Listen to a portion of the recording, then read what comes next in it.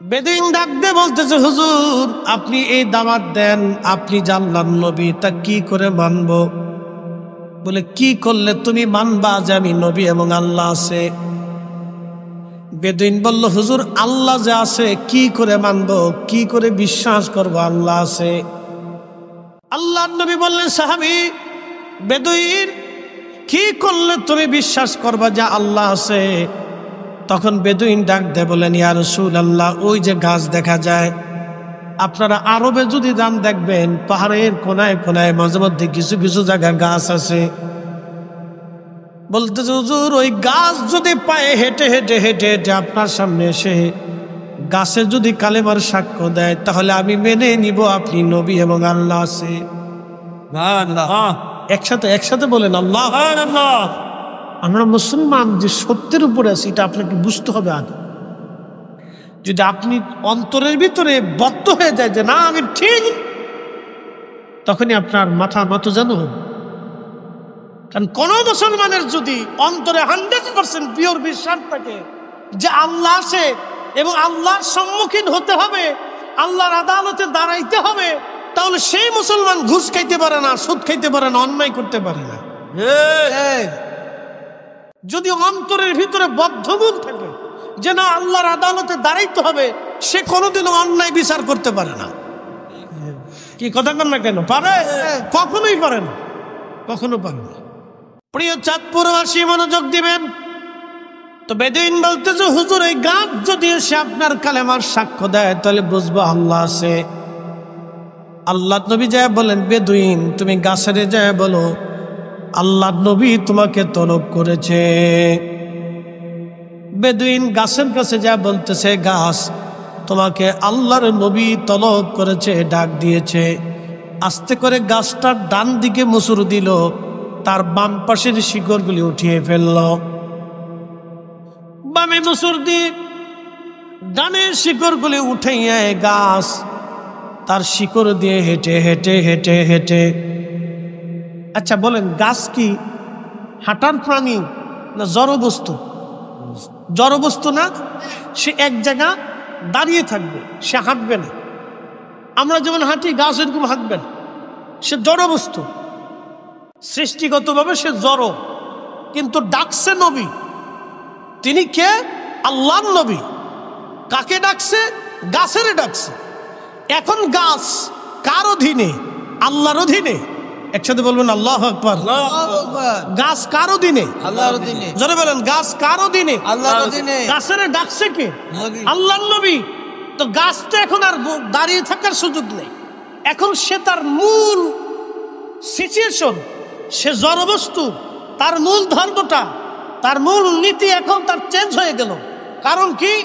ডাকছে আল্লাহর নবী, আর সে আল্লাহর অধীনের, আল্লাহর সৃষ্টি।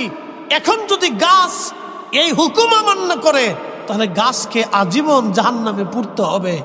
গাছে এই ডরে ডানে বামে মুসুর দিয়ে হাঁটা শুরু করে আল্লাহর নবীর সামনে যেয়ে তার সমস্ত ডান ফলা গুছিয়ে নবীজির সামনে দাঁড়ায় গেল। এবার বলেন, গাছের তো কোনো জবান নাই, সে তো জড়বস্তু, কথা বলতে পারে না, কারো কাছ থেকে কোনোদিন শিখেও নাই, মক্তবে মাদ্রাসায় যায়ও নাই।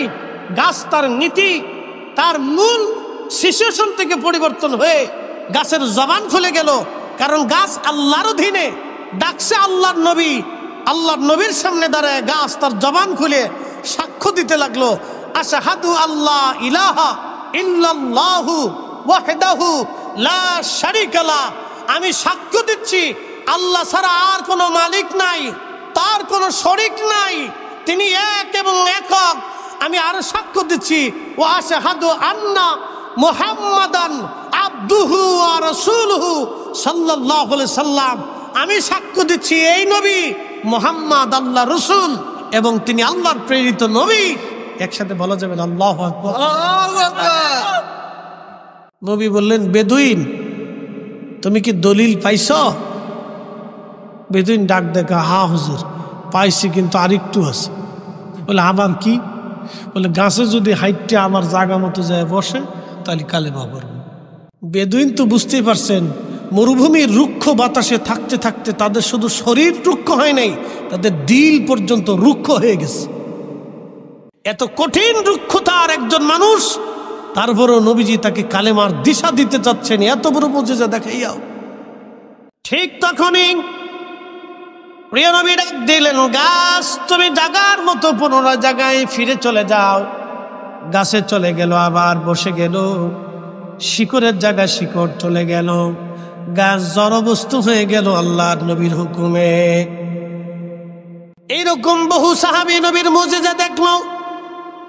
আবু জাহেল, উতবা, শাইবা, মুগিরা এসে বলল, ও মুহাম্মদ, তুমি যে আল্লাহর নবী, তার প্রমাণ কি? বলতেছে, চাচা কি প্রমাণ আপনি চান? বলে, ভাতিজারে, আকাশের চাঁদ তোমার ইশারায় যদি দ্বিখণ্ডিত হয়ে যায়, তুমি আকাশের চাঁদকে যদি 2 খণ্ড করে দেখাইতে পারো, তাহলে আমরা মক্কাবাসীরা কালেমা পড়ে তোমার মুসলমান হয়ে যাব। আল্লাহ আছে এটা মেনে নিব, এবং তুমি আল্লাহর নবীও সেটাও মেনে নেব। আমি আপনাদেরকে আল্লাহ আছে এবং রসুল আছে এটা বুঝাইতেছি। আমরা বহু খোদায় বিশ্বাসী না, আমরা এক খোদায় বিশ্বাসী। কথা বল ঠিক কিনা? আমরা বহু দেবতায় বিশ্বাসী না, আমরা এক মালিকে বিশ্বাসী। ঠিক কিনা? এই জন্য আমরা মুসলিম। আমরা কি মুসলিম? একসাথে বলেন, আমরা কি মুসলিম? মুসলিম তো সেইভাবে আসলামতু লিরাব্বিল আলামিন, যে তার জীবনের সব কিছু আল্লাহর কদমে, কুদরতি কদমে সমর্পণ করে দিই। আবু জাহেল, উতবা, শাইবা, মুগিরা ডাক দিয়ে বলতেছে, ভাতিজা, তুমি যদি আকাশের চাঁদ দ্বিখণ্ডিত করে দেখাইতে পারো, তাহলে আমরা কালেমা পড়ব, মুসলমান হব। আহা, জাবল আবু কুবাইস পাহাড়ের পাদদেশে দাঁড়ায় নবীজি আকাশের চাঁদের দিকে ইশারা করলেন, হে চাঁদ, তুমি খোদার হুকুমে দ্বিখণ্ডিত হয়ে যাও, আলাদা হয়ে যাও। এই দৃশ্যটা শুধু রসুল একা দেখেছে আর আবু জাহেল একা দেখেছে তা কিন্তু না, মক্কার হাজার হাজার হাজার হাজার মানুষ দেখলো। আল্লাহর নবী যখন হুকুম দিলেন, চাঁদ কাঁপতে শুরু করলো, থরথর থরথর করে চাঁদ কাঁপতে লাগলো। মক্কাবাসী মনে করলো চাঁদ বুঝি জমিনের ভিতরে ভেঙ্গে চুরে পড়ে যাবে। চাঁদ কেঁপে কেঁপে কেঁপে কেঁপে চাঁদ 2টা খণ্ডে বিভক্ত হলো। পাহাড় জাবাল আবু কুবাইস পাহাড়ের 2 পাশে 2টা অংশ, চাঁদের অংশ চলে গেল। চাঁদ তখনও কাঁপে। মক্কাবাসী মনে করতেছে আকাশের চাঁদ বুঝি ভেঙ্গে পৃথিবীতে পড়ে যাবে। চাঁদ কেঁপে কেঁপে পাহাড়ের 2 পাশে 2টা টুকরা, 2 অংশ 2 পাশে চলে গেল। আল্লাহর নবী বললেন, হে চাঁদ, তুমি খোদার হুকুমে 2 খণ্ড হয়ে যাও, 2 ভাগে বিভক্ত হও। আচ্ছা বলেন তো, চাঁদ কি আমাদের আইনে চলে না আল্লাহর আইনে? আশ-শামসু ওয়াল কমারু ওয়ান নুজুমু ওয়াল জিবালু ওয়াশ-শাজারু ওয়াদ-দাওয়াবু ওয়া কাসীরুন মিনান নাস। আল্লাহু আকবার। আল্লাহ ডাক দিয়ে বলেন, হাবিব উম্মতকে বলেন, আলাম তারা, নবী আপনি কি দেখেন না, আন্নাল্লাহা ইয়াসজুদু লাহু মান ফিস সামাওয়াতি ওয়া মান ফিল আরদ, আসমান জমিনের ভিতরে যা কিছু আছে সব আমি আল্লাহকে সেজদা দেয়। কোনো কিছু আমি আল্লাহর সেজদা থেকে দূরে থাকে না বন্ধু। সূর্য আমি আল্লাহকে সেজদা দেয়, চাঁদ আমি আল্লাহকে সেজদা দেয়, পাহাড় আমি আল্লাহকে সেজদা দেয়, নক্ষত্র আমি আল্লাহকে সেজদা দেয়, গাছ আমি আল্লাহকে সেজদা দেয়, প্রাণীকুল আমি আল্লাহকে সেজদা দেয়, কিছু মানুষ আমি আল্লাহকে সেজদা দেয়। সব মানুষে দেয় না, কিছু মানুষ দেয়। সবাই আল্লাহর সেজদা দেয় না। সবাই যদি ঠিক মতো আল্লাহর সেজদা দিত, তাহলে জুমার নামাজের রক্তে যে মুসল্লি হয় আসরে সেই মুসল্লি থাকার কথা। কি কথা কর না? জুমাতে যে মুসল্লি কালকে হবে, ওর আসরের দিনে আসরের রক্ত ওই মুসল্লি, মাগরিব ওই মুসল্লি, এশায় ওই মুসল্লি থাকার কথা। হয়তো 19-20 হবে, না হলে 15-20 হবে, কিন্তু 5 আর 20 হবে না। জুমার নামাজে মুসল্লি টাপে টাপে ভরা, আসরের নামাজে 5 আর 20 হয়। 5 আর 20 বুঝছেন নি? 19-20 হয় না, 5-20। তার মানে বাকি 15%ই নাই। তাহলে বাকি 15% কি এই সময়ের ভিতরে সব কবরে চলে গেছে? বুঝতে হবে আপনাকে। এই জন্য আল্লাহ বলছেন কাসীরুম মিনান নাস, কিছু সংখ্যক মানুষ আমি আল্লাহর সেজদা দেয়, সবাই দেয় না। কিন্তু সব সূর্য, সব চাঁদ, সব নক্ষত্র, সব পাহাড়, সব গাছ, সব সৃষ্টি আমি আল্লাহকে সেজদা দেয়। সুবহানাল্লাহ। একসাথে হবেন, জোরে বলেন। চাঁদ কার অধীনে? আল্লাহর অধীনে। আর হুকুম দিছে আল্লাহর নবী, সাদরে কইছে খোদার হুকুমে 2 খণ্ড হয়ে যান। জোরে জোরে জোরে জোরে জোরে। উনি নবী, ওনার আঙ্গুলের ইশারায় চাঁদ দ্বিখণ্ডিত হ। আপনি বলেন তো চাঁদ তুই দ্বিখণ্ডিত হ, আল্লাহর হুকুমই হবে না। তো নবীজি যেটা কইছে তো আপনিও সেটা বলেন। আপনার ইশারাতে হবে না, আপনার জবানে হবে না, কারণ তিনি নবী। অতএব ওনাকে নিজের মতো ভাবা, নিজেকে ওনার মতো ভাবা, এটা হচ্ছে এক ধরনের বুকামি, বলদামি। কথা বলেন ঠিক কিনা? নিজের ইমান নষ্ট হয়, আরো 10 জনের ইমান নষ্ট করে। চাঁদপুরবাসী মনোযোগ দিবেন। আকাশের চাঁদ 2 বছর 2 টুকরা চলে গেল। আবু জাহেল ডাক দিয়ে বলতেছে, মক্কাবাসী তোমরা আমার ভাতিজার জাদুতে কেউ মোহিত হবে না, কারণ চাঁদের জায়গা চাঁদ ঠিকই আছে। আমার ভাতিজা তোমাদের চোখের মধ্যে জাদু মারছে। হেদায়েত কার হাতে? আল্লাহ। এটার কপালে হেদায়েত নাই। আরে মক্কাবাসী, আমার ভাতিজা তোদের চোখে জাদু মারছে, চাঁদের জায়গা চাঁদ ঠিক আছে রে। আমার ভাতিজা তোমাদের চোখের মধ্যে জাদু মারছে। কেউ কেউ ঈমান আনলো, কেউ কেউ ঈমান আনলো না, বিশ্বাস করতে পারলো না। আল্লাহর নবী ডাক দিয়ে বললেন, ও চাচারা, তোমরা জানতে চাইছো আল্লাহ আছে এবং আমি তার নবী, তার প্রমাণ কি? আমি প্রমাণ সাবমিট করলাম, তোমরা ঈমান আনো নাই। এইরকম বহু সাহাবীর জীবনে এরকম ঘটনা আসছে। তিনি নবী, আল্লাহ আছে, তার বাস্তব প্রমাণ এইভাবে বহু প্রমাণ হয়েছে। পৃথিবীতে 2টা নদী আছে। একটা নদীর নাম ফোরাত নদী, একটা নদীর নাম নীল নদী। মনে রাখবেন, এই 2টা নদী সরাসরি আল্লাহর জান্নাত থেকে প্রবাহিত হয়েছে। সুবহানাল্লাহ। আস্তে হয়ে গেল না? জোরে বলেন সুবহানাল্লাহ। এই 2টা নদী খোদার জান্নাত থেকে এসেছে।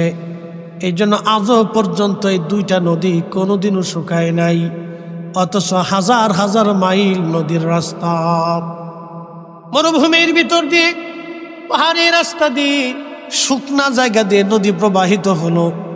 আজও পর্যন্ত নদীটা শুকায় গেল না।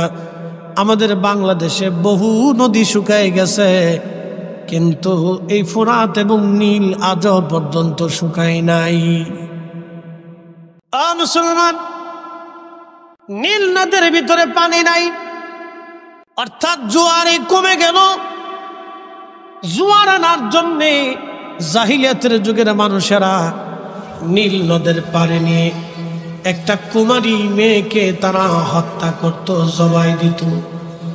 ওই কুমারী মেয়ের রক্তটা গড়িয়ে গড়িয়ে নীল নদের মধ্যে যখন যায় মিশত, তখন নীল নদে আবার জোয়ার আসত। মনোযোগ দিবেন, আগে সনাতন ধর্মের একটা বিশ্বাস ছিল, স্বামী মরে গেলে জীবন্ত স্ত্রীকেও স্বামীর সাথে পুড়িয়ে হত্যা করে তারে স্বর্গে পাঠানো হতো। কি বুঝলেন? জোর করে স্বর্গে দিয়ে দিছে। আই হাই, সনাতন ধর্মে আগের বিশ্বাস ছিল, স্বামী মরে গেলে জীবন্ত স্ত্রীকে ধরে নিয়ে স্বামীর সাথে জীবন্ত পুড়িয়ে মেরে স্বামীর সাথে স্বর্গে পাঠাইতেছে, যা দুজনে একসাথে স্বর্গে থাকবে। কি বুঝলেন আপনারা? ইসলামের মতো এমন বিশুদ্ধ ধর্ম পৃথিবীতে আর হবে না। হাত চাকরা বলেন ঠিক না বেঠে? কখনোই ছিল না। এত চমৎকার জীবন ব্যবস্থা, দুজনের একসাথে স্বর্গে পাঠাই দিচ্ছে। শত বছর ধরে কত মানুষের জীবন এইভাবে চলে গেল,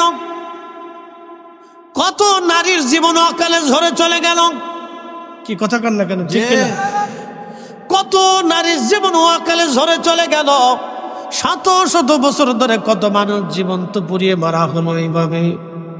ইসলাম আসার পরে তারা দেখলো না ইসলাম ধর্মে এমন কোনো বিধিবিধান নাই স্বামী মরার কারণে স্ত্রী কেন আগুনে পুড়ে মারা যাবে, স্বামী মরার কারণে স্ত্রীকে কেন জোর করে মারা হবে, কি জন্য স্বামীর কারণে বিবি মরবে?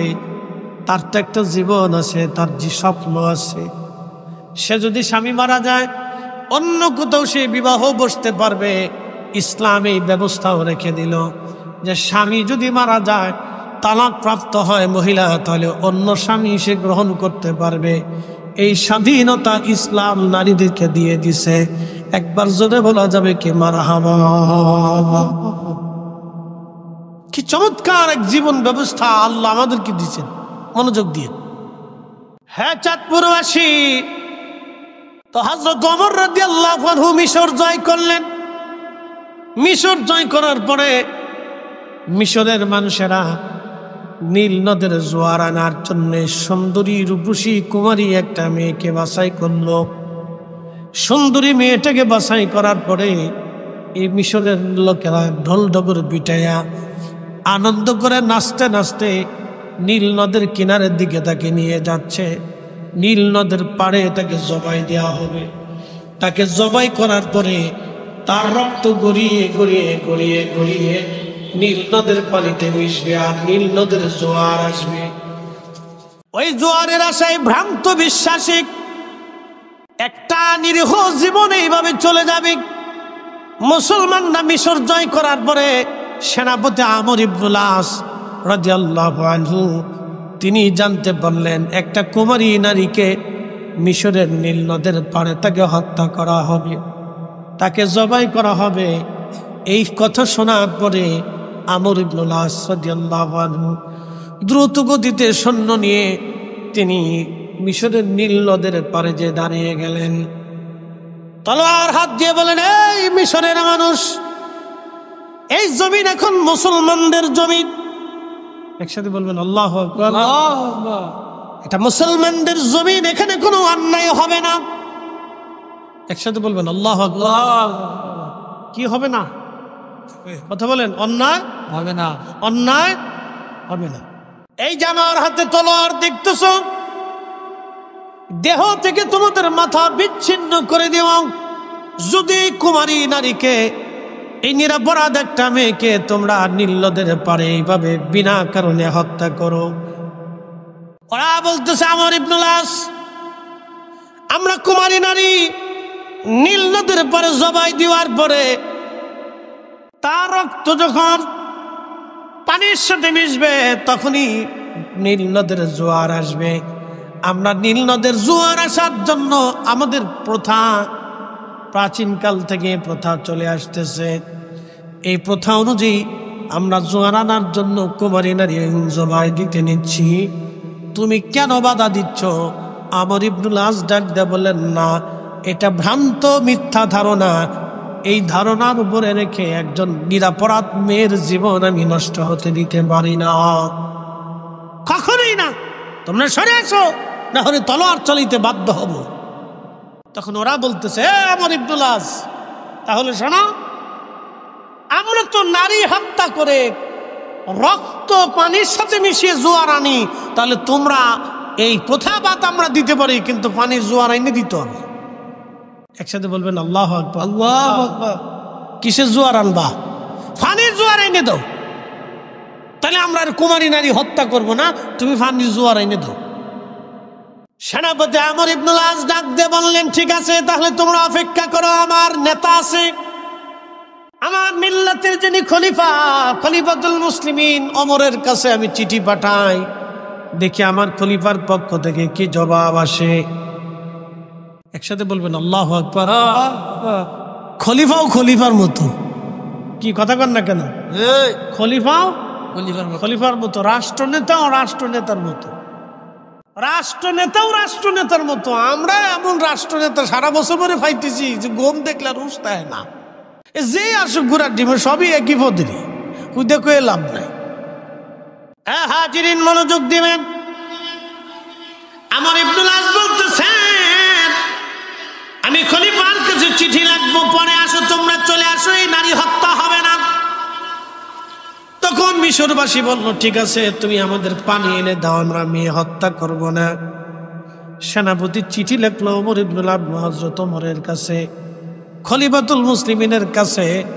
আল্লাহর নবী তাদের প্রশংসা করলেন, ফাআলাইকুম বিসুন্নতি, তোমরা আমার সুন্নাত মানবে, ওয়া সুন্নাতিল খুলাফাইর রাশিদিনাল মাহদিন, তোমরা আমার হেদায়েত প্রাপ্ত খলিফা 4 খলিফার সুন্নাত তোমরা মেনে চলবে। আবু বকরকে মানবে, ওমরকে মানবে, উসমানকে মানবে, আলীকে মেনে নিবে। একবার জোরে বলা যাবে কি মারহাবা। আমি রাসূলের সুন্নাতকে যেমন তোমরা চোখ বুজে মানবা, আমি রাসূলের এই 4 জন খলিফার সুন্নাতকেও চোখ বুজে মানবা। হয় না, হয় না? জোরে জোরে জোরে জোরে, না না, আরো জোরে বলো, জোরে। পৃথিবীতে এত বড় সার্টিফিকেট হতেই পারে না। আমি রাসূলকে যেইভাবে মানবা, ফাআলাইকুম বিসুন্নতি, আমার আদর্শকে তোমরা যেইভাবে চোখ বুজে মানো, সুন্নাতিল খুলাফাইর রাশিদিনাল মাহদিন, আমার খুলাফায়ে রাশিদিন হেদায়েত প্রাপ্ত, সত্যনিষ্ঠ, হকের উপরে প্রতিষ্ঠিত আবু বকর, ওমর, উসমান, আলী, এই 4 জনকে তোমরা চোখ বুজে মেনে নিবা। একসাথে বলবেন না মারহাবা? মারহাবা। আপনাকে বুঝতে হবে তার কেমন ভাবে হেদায়েতের উপর প্রতিষ্ঠিত ছিল। দেখেন, হযরত ওমরের কাছে চিঠি চলে আসছে, বিস্তারিত ঘটনা আমর ইবনুল আস জানাই দিলেন যে খলিফাতুল মুসলিমিন এদেশে নীল নদের জোয়ার আনার জন্য লোকেরা কুমারী নারী হত্যা করে। তো এখন আমরা কি করব? আমি তাদেরকে বাধা দিছি, তাদের আবদার হচ্ছে যদি আমরা নীল নদের জোয়ার এনে দিতে পারি তাহলে আর কোনোদিনও এই কুমারী নারী হত্যা হবে না।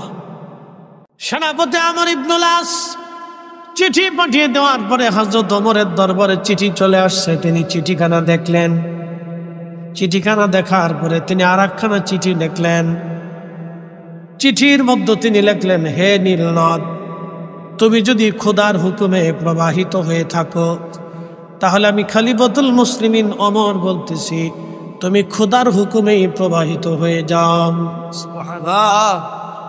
আর যদি তুমি আল্লাহর হুকুমে প্রবাহিত না হও তাহলে নীল নদ, তোমার প্রতি আমার কোনো কথা নাই, তাহলে তোমাকে আর প্রবাহিত হতে হবে না, জোয়ার আসতে হবে না। একসাথে বলবেন আল্লাহু আকবার। সাগরে জোয়ার আসেনি? কথা বলেন, আসে?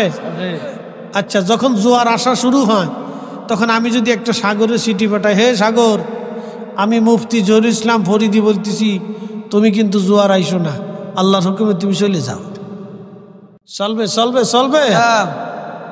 বেলু নাই, সাগর ঘর তোর চিঠি রে, তুমি কেঠা ঢাকায় বসার মতো, তুমি কেঠা? কারণ আমি আল্লাহকে ওইভাবে সন্তুষ্ট করতে পারি নাই, গোলাম আল্লাহর হতে পারি নাই, রাসূলের গোলামিও হয় নাই। কথা বলেন ঠিক কিনা? কোনোটাই হয়েছে না। চাঁদপুরবাসী মনোযোগ দিবেন। হযরত ওমর চিঠিখানা লেখার পরে ভাঁজ করে দিয়ে বার্তাবাহককে বললেন, যাও আমর ইবনুল আসকে বলবা, আমর ইবনুল আসকে তুমি যা বলবা এই চিঠিখানা যেন নীল নদের মধ্যে ছেড়ে দিয়ে আসে, বাকি চিন্তা কাউকেই করা লাগবে না, চিঠিখানা যেন নীল নদের মধ্যে ছেড়ে দিয়ে আসে। আসতে হয়ে গেল না? জোরে বলবেন আল্লাহ। বলেন আল্লাহ আছে না নাই? আছে আছে আছে। খাজা বাবা আজমিরি, খাজা বাবা আজমিরি পুরা আয়না সাগরের পানি একটা লুটার ভিতরে ভরেছিলেন, একটা লুটার ভিতরে এনেছিলেন। বলেন আল্লাহ আছে? আল্লাহ যে আছে উনি দেখানোর জন্য পুরানা সাগরের পানি একটা লুটার ভিতরে ভরে দেখিয়ে দিলেন, এই যে দেখো আল্লাহ আছে। একসাথে বলবেন আল্লাহু আকবার। এদেশে মুসলমান এমনি হয় নাই, মুসলমান এইটা দেখে দেখে মুসলমান হয়েছে। কি কথা বল না কেন? এটা দেখে দেখে মুসলমান হয়েছে, এমনি মুসলমান হয় নাই। তেলের গাড়ি তেলে চলে,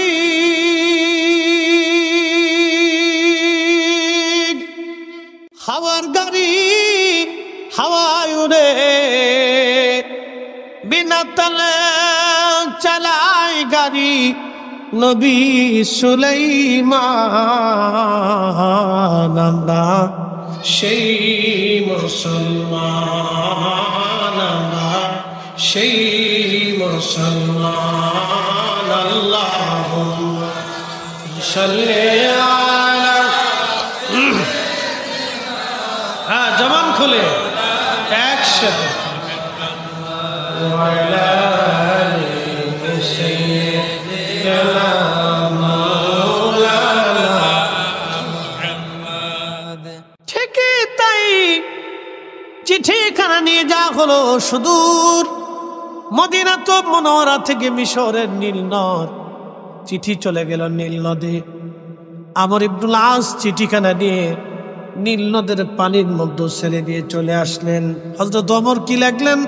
হ্যাঁ নীল নদ, আমি খলিফাতুল মুসলিমিন ওমর বলতেছি, যদি তুমি খোদার হুকুমে প্রবাহিত হও তাহলে আমি বললাম তুমি খোদার হুকুমেই প্রবাহিত হয়ে যাও, আর যদি তুমি খোদার হুকুমে প্রবাহিত না হও, নিজের ইচ্ছায় নিজের শক্তিতে প্রবাহিত হও, তাহলে তোমাকে প্রবাহিত হওয়া লাগবে না। একসাথে বলবেন আল্লাহু আকবার।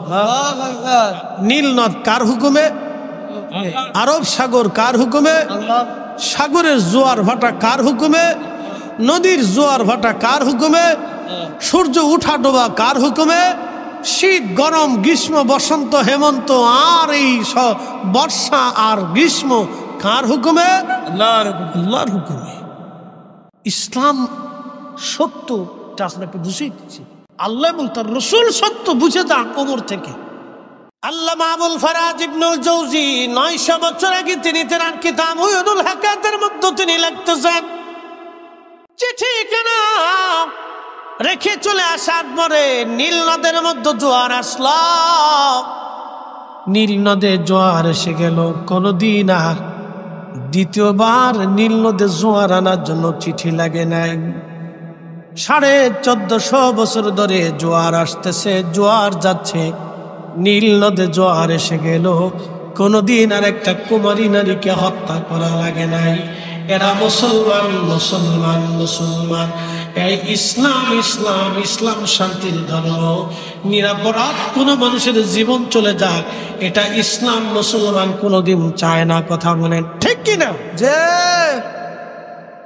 বাইজিদ বুস্তামি রহমতুল্লাহ আলাইহির বাড়ির পাশে সামন ছিল আগুনের পূজারি। কিসের পূজারি? বাইজিদ বুস্তামির বাড়ি হচ্ছে ইরানে। তো সাবেক ইরানিরা, প্রাচীন ইরানিরা আগুনের পূজা করত।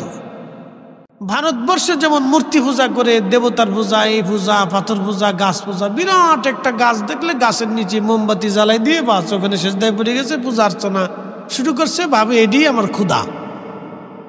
বিরাট একটা গাছ দেখলে ভাবে এটাই ক্ষুধা, গাছের ভিতরে ক্ষুধা ঢুকে গেছে, কি পাগল, হ্যাঁ এটাই ক্ষুধা। বড় বট গাছ দেখবেন, ওই বট গাছের নিচে মোমবাতি জ্বালাই দিয়ে বা সেজদায় পড়ে গেছে, এটাই ক্ষুধা। মুসলমান, ইরানিরা আগুনের পূজা করত। বাইজিদ বুস্তামি রাহমাতুল্লাহ আলাইহির বাড়ির পাশে প্রতিবেশী শামউন 40 বছর ধরে সে আগুনের পূজা করে। শুধু পূজা করে না, সে আগুন পূজারীদের ধর্মযাজক। আগুন পূজারী যারা ছিল তাদের ধর্মগুরু ছিল শামউন। ইন্তেকাল হয়ে যাবে, মারা যাবে, এমন সময় হযরত বাইজিদ বুস্তামি কাছে গেলেন, ডাক দেয়া বলে, শামউন রে, 40 বছর ধরে আগুনের পূজা করলাম। 40টা বছর ধরে আগুনের পূজা করছো শামউন, 40 বছর ধরে আগুনের পূজা করছো তুমি, একটা দিনের জন্য আল্লাহকে আল্লাহ বলে তুমি মানো নাই। শামউন ডাক দে কই, বাইজিদ, আল্লাহ আছে, তার প্রমাণ কি? আল্লাহ আছে, প্রমাণ কি? আল্লাহ যে আছে তার প্রমাণ কি? বাইজিদ, আল্লাহ আছে তার প্রমাণ কি? বাইজিদ ডাক দে বলতেছে, শামউন, আল্লাহ আছে, প্রমাণ কি? প্রমাণ লাগবে তোমার, বলো। শামউন বলে, বাইজিদ, তুমি তো আমার কাছে আসছো, প্রমাণ তুমি সাবমিট করো। বাইজিদ ডাক দে বলেন, শামউন রে, 40টা বছর তুমি আগুনের সামনে নিজের মাথা নত করে সেজদায় পড়ে থাকছো। 40 বছর ধরে তুমি আগুন রে পূজা করছো, কারণ তুমি মনে করো আগুনই তোমার খোদা। বাইজিদ রে, শামুন রে 40 বছর ধরে তুমি আগুনের সামনে মাথা নত করে পড়েছিলে। শামুন, আমি প্রমাণ করব ওই আগুনের মধ্যে তুমিও হাত দিবা, আমিও হাত দিব। যার হাত আগুনে পুড়াবে আমি জানবো তার ধর্মই মিথ্যা। তাহলে তুমি আগুনে হাত দাও, আমিও আগুনে হাত দিয়ে দেখি কার ধর্ম সত্য এবং মিথ্যা হয়। একসাথে বলবেন আল্লাহু আকবার। আল্লাহু আকবার। ওলিদের কাছেও মানুষ আল্লাহ সত্য আছে কিনা প্রমাণ চাইছে। বলে প্রমাণ দাও, বলে প্রমাণ দিচ্ছি, তুমি আগুনে হাত দাও, আমার হাত দিয়ে দিই, দেখি কার হাত পুড়ে কারটা পুড়ে না। বাইজিদ বুস্তামি ডাক দিয়ে বলতেছে শামুন আগুনের ভিতরে হাত দাও। এখন শামুন চিন্তা করে 40 বছর ধরে আমি আগুনের পূজা করলে কি হবে, আগুন তো আর আমার ছাড়বে না। আগুনের একটা ধর্ম আছে, জ্বালাইয়া পুড়াইয়া সারকার করে দেওয়া, কথা ঠিক কিনা? ছাই করে দেওয়া, এটা হচ্ছে আগুনের ধর্ম। জ্বালাই পুড়াইয়া ছাই করে দেওয়া। তা আমি শামুন যতই পূজা করিয়া সেজদা দিয়ে পড়ে থাকি, আগুন তো আমার খাতির করতো না। কিন্তু শামুন তখনও জানে না যে এই আগুনের নিয়ন্ত্রক স্রষ্টা তিনি আল্লাহ। শোনেন, ইসলাম ওলিদের হাত ধরে আসছে। যারা আজকে ওলিদের মাজার ভাঙতে চাও, শিরিকের দোহাই দিয়ে আউলিয়া কেরামের সাথে বিয়াদবি করতে চাও, কপালে খারাপই আছে। কথা কর না কেন? কপালে অনেক বড় খারাপই আছে। খুব মনোযোগ দিয়ে। তো শামুন চিন্তা করে আগুনে যদি আমি হাত দিই তো আগুনে তোর খাতির করতো না। আগে বাইজিদ হাত দিক, বাইজিদের হাত তো পুড়ে যাবেই, তো পুড়ে গেলে আমি বলবো তোমার ধর্ম মিথ্যা। আগে বাইজিদটা ফুরুক। এটা জানে না যে অলিদের দৌড় আল্লাহর আরশে মুআল্লা পর্যন্ত। রসুলের সামনে সাহাবী মুসান্নিফ ইবনে আবি শাইবার ভিতরে ইমাম বুখারীর উস্তাদ ইমাম ইবনু শাইবা একটা হাদিস লিখছেন। ইমাম সুয়ুতী তিনি তিনার কিতাব জামিউস সগীরের ভিতরে লেখছেন। ইমাম মানাবী আত-তাইসিরের মধ্যেও লেখছেন। মনোযোগ দিন। আল্লাহ রসুলের সামনে এক সাহাবী, তার নাম হারেস। নবীজি ডাক দিয়ে বললেন, তোমার সকাল কেমন কাটে? বলে, হুজুর পরিপূর্ণ ইমানের সাথে কাটে। বলে, হারেস রে, তোমার ইমানের হাকিকত কি? সব হাকিকতের হাকিকতও আছে, সব ভেদেরও ভেদ আছে, মানব দেহের ভিতরে ভেদ আছে, রহস্য আছে। একসাথে বলবেন আল্লাহু আকবার। মানব দেহের ভিতর রহস্য কি জানেন? আপনাদের সামনে ফরিদি সাহেব কথা বলতেছে, তার একটা নাম হচ্ছে ফরিদি, কিন্তু কথা যে বলতেছে তার বাহিরের যে স্ট্রাকচার হাত নড়তেছে এটা হলো একটা কায়া বডি, ছায়া, এটা কায়া একটা বডি, কিন্তু কথা ভিতরে বলতেছে। কি কথা কন না কেন? এই ভিতরের জন্য হচ্ছে রহস্য। এটা ভেদ ভেদ, ভিতরের জন্য হচ্ছে রহস্য। উনি আল্লাহর হুকুমে আসছে, আবার আল্লাহর হুকুমে ওনাকে আল্লাহ নিয়ে চলে যাবে। শাস্তি ওনার উপরে হবে, ওনার উপরে বাটাম চালান চলবে, ওনারই আল্লাহ আবার জান্নাতে নিয়ে যাবে, ওনার সাথে আল্লাহ কথাবার্তা বলবে, জিজ্ঞাসাবাদ করবে। ওই যে ভিতরে যে আছে, আপনার ভিতরে উনি বসে রয়েছে। এই বাহিরের যেটা বডি, এটা একটি স্ট্রাকচার। আল্লাহ একটা স্ট্রাকচার দিয়ে লাকাদ খালাকনাল ইনসানা ফি আহসানি তাকওয়িম, আপনার সুন্দর অবয়ব দিয়ে আল্লাহ আপনার বানাইয়া আপনার ভিতরে অরিজিনাল জন্য বসাই দিয়ে রাখছে। একসাথে বলবেন না আল্লাহু আকবার। আল্লাহু আকবার। আল্লাহর প্রেম কি বডির সাথে হয়? আল্লাহর প্রেম এই বডির সাথে হয় না, আল্লাহর প্রেম হয় ভিতর জনের সাথে। হাজিরিন, নবীজি ডাক দিয়ে বলতেছেন, হারেস প্রত্যেক হাকিকতের হাকিকত আছে। তোমার হাকিকত কি? তোমার ঈমানের হাকিকত কি? সাহাবী ডাক দিয়ে বলতেছে, ইয়া রাসূলুল্লাহি কাআন্নী আনজুরু ইলা আরশি রাব্বি বারিজান। আমার ঈমানের হাকিকত, আমি আপনার সামনে দাঁড়ায়া দাঁড়াইয়া খোদার আরশে মুআল্লা দেখতেছি। একসাথে জোরে বলেন আল্লাহু আকবার। সাহাবী যদি আরশে মুআল্লা দেখে, তাহলে আপনার নবী আজকের মাহফিল বুঝি দেখে না? জোরে জোরে জোরে বলেন, জোরে বলেন, জোরে। কান্নী আনজুরু ইলা আহলিল জান্নাহ ইয়াতাজাওয়ারুনা ফিহা। নবীজি, আমি আপনার সামনে দাঁড়াইয়া খোদার জান্নাত দেখি, জান্নাতের ভিতরে জান্নাতীরা মোলাকাত করে আনন্দ করে, তাও দেখি। জোরে জোরে জোরে জোরে জোরে জোরে। নবীর সামনে দাঁড়াইয়া সাহাবী যদি জান্নাত দেখে, তাহলে নবীজি আজকের মাহফিল দেখে না? জোরে বলেন দেখেন সহজ শুইতে শুধু এটা তেনা ফেসে আমরা বেদাতি বানাইছি কি কথা কর না যে আমরা কি বানাইছি বেদাতি আমরা খুব বেদাতি বিরাট বেদাত করছি একবারে খুব জঘন্য বেদাত করে ফেলছি আল্লাহর নবী ডাক দিয়ে বলতেছে তারপরে কি সাহাবী ডাক দিয়ে বলতেছে কান্নি আনজুরু ইলা হালিল নারি ইয়াতাদাওউনা ফিহা আল্লাহর নবী গো আমি জাহান্নাম দেখি শুধু জাহান্নাম দেখি শেষ না জাহান্নামীরা হট্টগোল করে কষ্ট করতেছে জাহান্নামে আমি সাহাবী আপনার সামনে দাঁড়াইয়া দেখি জোরে বলা যাবে আল্লাহু আকবার শামউন জানে না আল্লাহর ওলির দর কত দূর পর্যন্ত বাইজিদ বুস্তামি বিসমিল্লাহ বলে আগুনের ভিতরে হাত ঢুকিয়ে দিলেন আগুন জ্বলে রে বাইজিদ জ্বলে না আল্লাহু আকবার একসাথে বলেন জোরে বলেন আল্লাহু আকবার তেলের গাড়ি তেলে চলে হাওয়ার গাড়ি হাওয়ায় উড়ে বিনা তেলে চালায় গাড়ি নবী সুলাইমান আমরা সেই মুসলমান আমরা সেই মুসলমান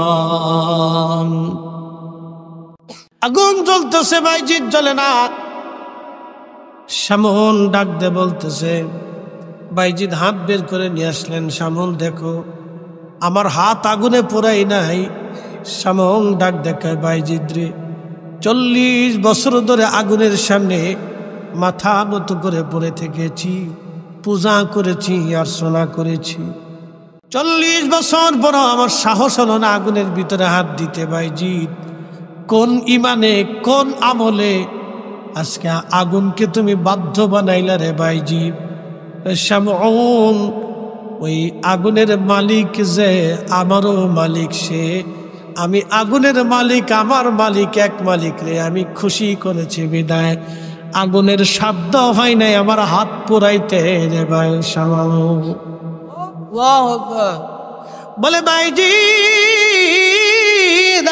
আর না আমার কালেমা পড়িয়া মুসলমান বানাইয়া দাও আশহাদু আল্লাহ ইলাহা ইল্লাল্লাহু ওয়াহদাহু লা শারীকা লাহু আমি সাক্ষ্য দিচ্ছি আল্লাহ ছাড়া আর কোনো মাবুদ নাই আমি আরো সাক্ষ্য দিচ্ছি তিনি এক কি কথা কর না কেন ঠিক তার কোনো শরীক নাই শরীক নাই ছেলে মেয়ে নাই স্ত্রী নাই আর কোনো খোদার অস্তিত্ব সৃষ্টিতে নেই এই দেবতা এই দেবতা এই দেবতা বাণীরটা ল্যাংটারটা কানারটা বুবারটা কোনারটা গরু ছাগল হাঁস মুরগি ভেড়া বকরি এগুলি কিচ্ছু নেই কবি জীবনানন্দ দাশ একটা কবিতা লেখছে এই যুবকরা ভালো করে শুনে যে এগুলি বুঝে যাবেন কবি জীবনানন্দ দাশ একটা কবিতা লেখছে আবার আসিব ফিরে ধানসিঁড়িটির তীরে নবান্নে বাংলায় হয়তো শালিকের বেশে না হয় শঙ্কচিলি তাহলে কুত্তে বিলে ছাগল পাগল তা বেতা হইয়া কথা বুঝেন নাই এটা তার ধর্মের বিশ্বাসের কথা বলছে সনাতন ধর্মের বিশ্বাস হচ্ছে মানুষ মারা যাওয়ার পরে আবার সে পৃথিবীতে ফিরে আসে হয়তো পাখির বেশে না হয় কুত্তার বেশে না হয় ছাগলের বেশে না হয় গরুর বেশে কথা বুঝেন নাই এটা তাদের বিশ্বাস এখন আমাদের বিশ্বাস কি পৃথিবীতে আর কেউ ফিরে আসবে একসাথে বলেন কেউ এসেছে কোনো প্রমাণ আছে কখনোই কোন মানুষ আর ফিরে আসবে না কোনো সুযোগ নেই আবার আসিব ফিরে ধানসিঁড়িটির তীরে নবান্নে বাংলা হয়তো শালিকের বেশে নাই শঙ্কচিলের বেশে এটা সেটা হাঁস মুরগি কুত্তা কাউয়া এগুলির বেশে আর পৃথিবীতে আসার কোনো সুযোগ নাই ওনাকে আল্লাহ পাঠিয়েছেন মায়ের রেহেম দিয়ে পৃথিবীতে আসছি আবার কবরে নিয়ে যাওয়া হবে প্রশ্ন হবে সওয়াল হবে জবাব হবে অবিল আখিরাতি হুম ইউকিনুন, আপনাকে আখিরাতে বিশ্বাসী হতে হবে। আচ্ছা বলেন, কেউ যদি আখিরাতে পরিপূর্ণ বিশ্বাসী হয়, সেই লোকটা কি সুদ খাইতে পারে, ঘুষ খাইতে পারে, অন্যায় বিচার করতে পারে? কখনোই পারে না। প্রিয় মুসলমান আমার, পৃথিবী বিখ্যাত একজন আল্লাহর ওলি, তার নাম হযরত আবু মুসলিম আল খাওলামি। একসাথে বলবেন আল্লাহু আকবার। বলতেছি, বলে হুজুর এই কথা কেন বলতেছেন? এগুলি আমাদের বিশ্বাস, আপনাকে পরিপূর্ণটা বুঝতে হবে। দেখেন, আবু মুসলিম আল খাওলামি তিনি কোন সাহাবী না, যদিও রসুলের জামানাতে তার জন্ম হয়েছে, তার বাড়ি ছিল মিশর। তো মিশর থেকে তিনি মক্কা মদিনা আসার পরে দেখছেন আল্লাহর নবী আর দুনিয়াতে নাই। তিনি হযরত আবু বকরের হাতে কালেমা পড়ছেন। তো হযরত ওমরের আবু বকরের আমলে ওই যে ভণ্ড নবীদের উদ্ভব হয়েছিল না, বিভিন্ন নবী দাবি করছে, যেমন মির্জা গোলাম আহমদ কাদিয়ানি, এই ভারতে এই ব্রিটিশদের এই দালাল, হেতাই কইছিল আমি নবী। এই যে কাদিয়ানি ফেরকাত, এই আহমদিয়া জামাত, তাদের নাম হচ্ছে আহমদিয়া জামাত। শুনতে হবে, বুঝতে হবে, আহমদিয়া জামাত কাদিয়ানি ফেরকা। এই মির্জা গোলাম আহমদ কাদিয়ানি, সে বলল আমি নবী। ওরে ব্রিটিশটা তৈরি করে বলল তুই নবী দাবি কর, তোরে পয়সা করি অর্থ করি যা লাগে আমরা সব দেব। এখনো ব্রিটিশদের কাছ থেকে তাদের অর্থ করি আসে। এই যে বড় বড় কোম্পানি, প্রাণ ট্রাণ, এগুলো সব ওদের তৈরি, বুঝতে পারছেন? এই মির্জা গোলাম আহমদ কাদিয়ানি বললেন আমি নবী। আল্লাহ বললেন ঠিক আছে, তোমার নবুয়ত দেখাইতেছি। এটাই করছে কি, বাথরুমে ঢুকছে, তো বাথরুম ভাঙ্গে ভিতরে পড়ে গেছে। একসাথে বলবেন আল্লাহু আকবার। এখন 3 দিন পর্যন্ত উম্মতে নবী খুঁজে পায় না। তো নবী নবী নাই। 3 দিন পরে দেখায় যে নবী গু খাইয়ে মইরে ভুলে রয়েছে। একসাথে কোন আল্লাহু আকবার। এই কাদিয়ানীদের নবী পায়খানা খাইয়ে বাথরুমের ভিতরে ভুললে এমনি ভরে রয়েছে। দেখে বাথরুমের ভিতরে কাদিয়ানি ফিরে রয়েছে। শাস্তিটা কার? একসাথে বলতো না, কার শাস্তি? যুগে যুগে আল্লাহ রসুলের সাথে খোদাদ্রোহীরা এইভাবে শাস্তি পাইছে। খোদাদ্রোহীরা এইভাবে শাস্তি ভোগ করছে। মির্জা গোলাম আহমদ কাদিয়ানির আল্লাহ পায়খানা খাওয়া মেরে ফেলে দিল। নমরুদের আল্লাহ জুতা দিয়ে পিটায় মারল। ফেরাউনরা বার আল্লাহ সুবায়ে সুবায়ে মারল। এইভাবে খোদাদ্রোহী যারা ছিল আল্লাহ তাদেরকে ধ্বংস করে দিয়েছে। আজকে যারা মুসলমানদেরকে হিট করতেছে, ভারতের মুসলমানদেরকে যারা নির্যাতন করতেছে, কয়েকদিন আগেও দেখলাম ভারতের একটা মসজিদ, ওই যে ইসকন যারা আছে বাংলাদেশে দেখবেন ইসকন, এরা উগ্রপন্থী, এরা জঙ্গি গোষ্ঠী, সন্ত্রাসী। এই ভারতের ইসকন এলারা মাঝে মধ্যে কোনো মসজিদকে তারা শহীদ করে দেয়। ওই মসজিদ বাঁচাইতে যায়া 3 জন মুসলমানকে তারা হত্যা করেছে। এরকম হাজার হাজার ভারতের মুসলমানদেরকে তারা মাঝে মধ্যে মেরে ফেলে দেয়, দাঙ্গা হাঙ্গামা সৃষ্টি করে। বাংলাদেশে হিন্দু মুসলমান নিয়ে কোনোদিনও ঝগড়া ফাসাদ ছিল না। আজকে ইসকন নামক উগ্রপন্থী দলটা আমাদের দেশে হিন্দু মুসলমানের বিভেদ তৈরি করার জন্য দাঙ্গা বাঁধানোর চেষ্টা করতেছে। কথা বলেন ঠিক কিনা? সতর্ক থাকতে হবে। আমার জীবনের লাইফে আমি কোনোদিন দেখি নেই যে বাংলাদেশে হিন্দু মুসলমানের দূরত্ব ছিল। হিন্দুরা আমাদের বাজারে ব্যবসা করছে, আমরা তাদের সাথে ব্যবসা করি। গত রমজানে আমি নিজেও হিন্দুর দোকান থেকে মাল কিনে নিয়ে আমি যাকাত দিচ্ছি। তার আগেও দিছি, দাদা আসবেন আমার এলাকাতে। আমি গেলে করে হিন্দুরা আমার যথেষ্ট সম্মান করে। হিন্দু মুসলমানের আমরা কোনো দূরত্ব দেখি না। ধর্মীয় মত পার্থক্য আছে, কিন্তু ব্যবসা বাণিজ্য, উঠা চলা ফিরা, সামাজিকতা, রাজনীতি আমরা একসাথেই করি। কি কথা কন না কেন? এই ইসকন আইসা হিন্দু মুসলমানের দূরত্ব তৈরি করে দিয়ে সাম্প্রদায়িকতা সৃষ্টি করার চেষ্টা করতেছে। এটা আমরা বাঙালিরা মানব না। কথা কন ঠিক কিনা? আমরা একসাথে মিলেমিশে আছি, এই সারা বছর চলতেছে এইভাবে। এগুলো উগ্রতা। প্রিয় উপস্থিতি, খুব মনোযোগ দিবেন। হাজিরিন, আবু মুসলিম আল খাওলামি কালেমা পড়লেন। কালেমা পড়ার পর মুসলিম আল খাওলামিকে হযরত আবু বকর বললেন, যান আপনি ইয়ামান দেশে কালেমার দাওয়াত দেন। আবু মুসলিম আল খাওলামি ইয়ামান দেশে কালেমার দাওয়াত দিতে গেলেন। এই শুনে যান, রাসূল আছে, আল্লাহ আছে, আপনাদেরকে বাস্তব প্রমাণ দিচ্ছি।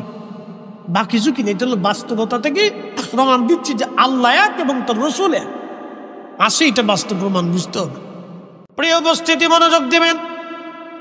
আবু মুসলিম আল খাওলামি রাহমাতুল্লাহ আলাইহি ইয়ামান দেশে কালেমার দাওয়াত দিতে গেলেন। যখন কালেমার দাওয়াত দিতে গেছেন তখন ইয়ামান দেশে একজন ভণ্ড নবীর উদ্ভব হলো। তিনি বললেন, আমি নবী, আমি নবী। ইয়ামান দেশে এমন কোনো সৈন্যবাহিনী ছিল না, এমন শক্তিশালী মুসলিম দল ছিল না যে তাকে প্রতিহত করবে ইয়ামান দেশে।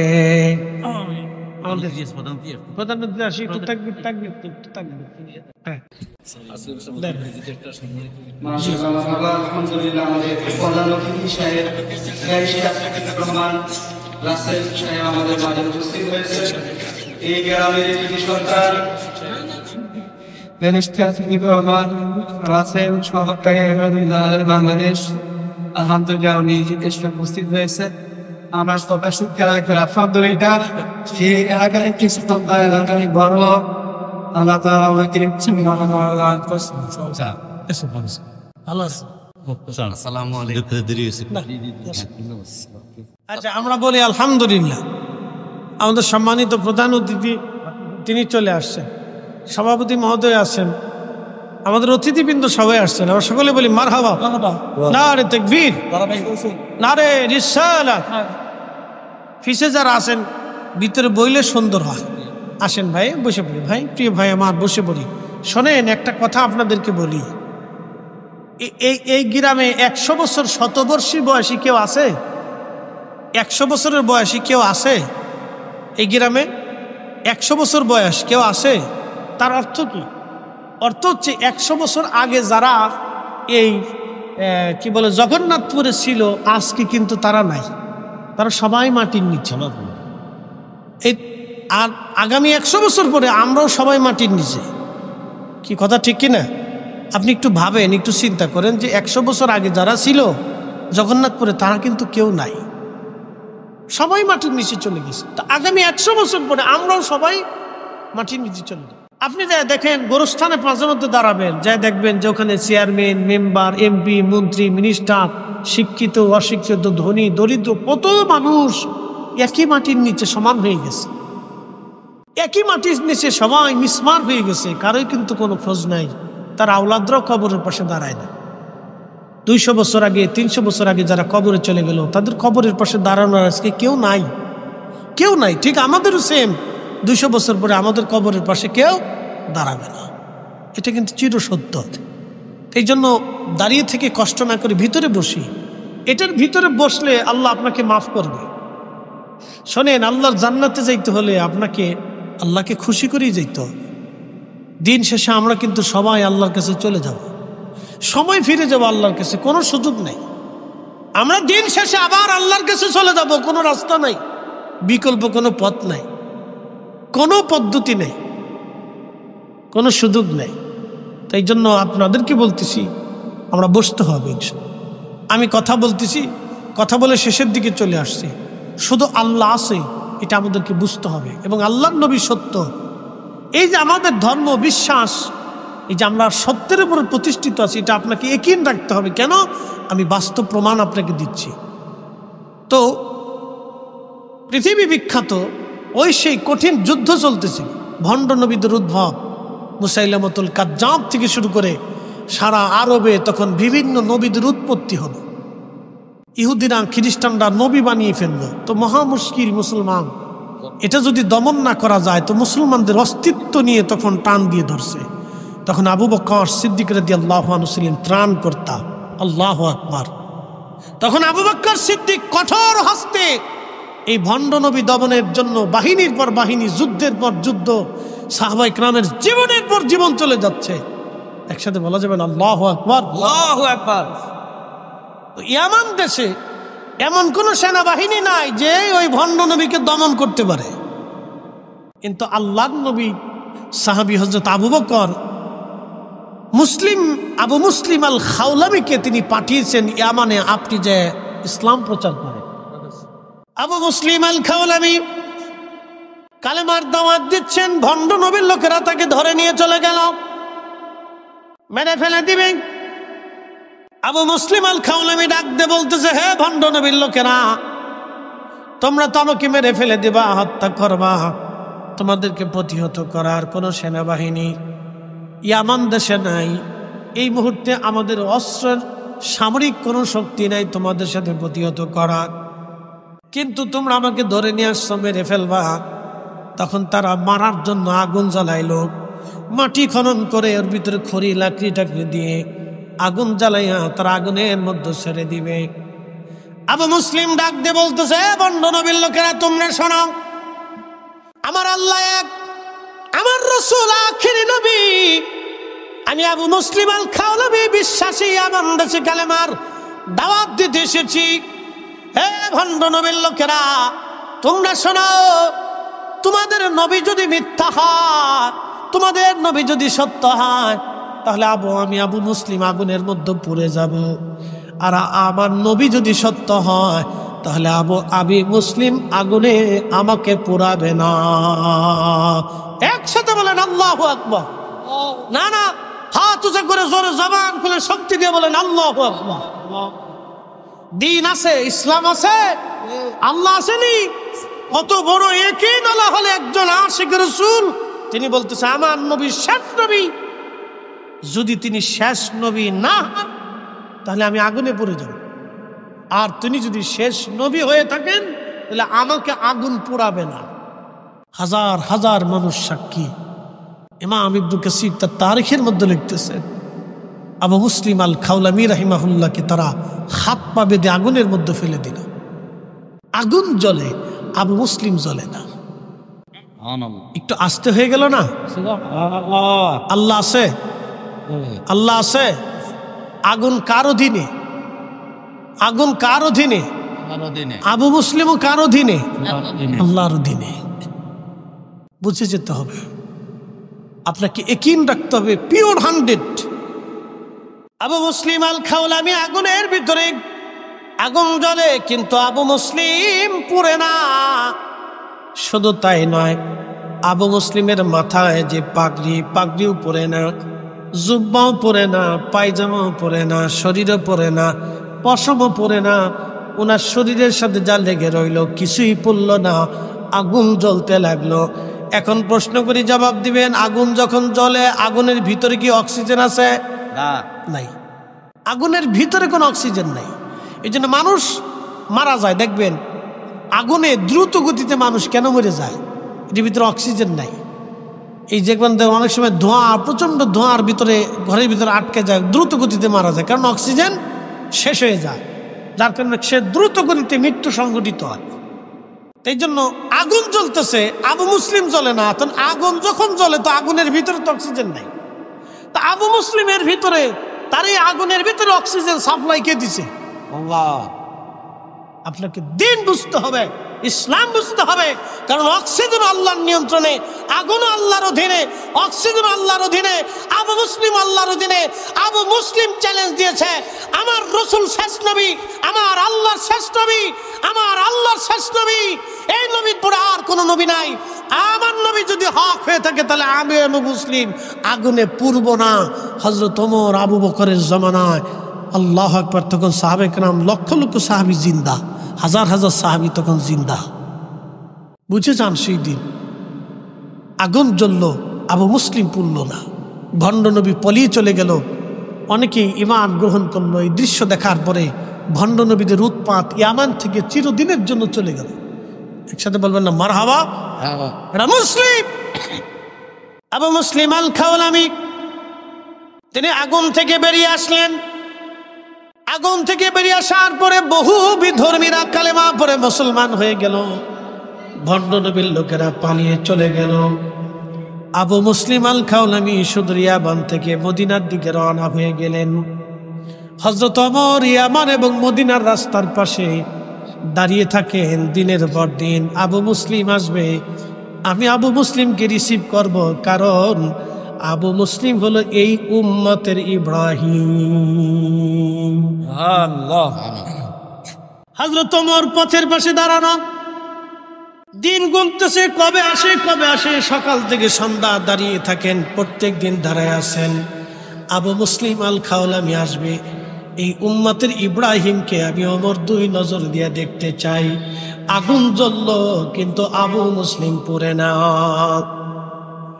হাজিরিন, কুরআনে আল্লাহ বলে দিলেন আল্লাযীনা আমানু ওয়া কানু ইয়াত্তাকুনা লাহুমুল বুশরা ফিল হায়াতিদ দুনিয়া ওয়া ফিল আখিরাহ। আল্লাযীনা আমানু, যারা ঈমান এনেছে, ঈমান বিশ্বাস স্থাপন করেছে এবং ঈমান অনুযায়ী যারা মুত্তাকি হয়েছে, আমার রব আমার আল্লাহ পাক বলে দিলেন লাহুমুল বুশরা ফিল হায়াতিদ দুনিয়া, দুনিয়াতেও তাদের জন্য সুসংবাদ, ওয়া ফিল আখিরাহ, আখিরাতেও তাদের জন্য সুসংবাদ। আবু মুসলিম মদিনার উপকণ্ঠে আসলেন।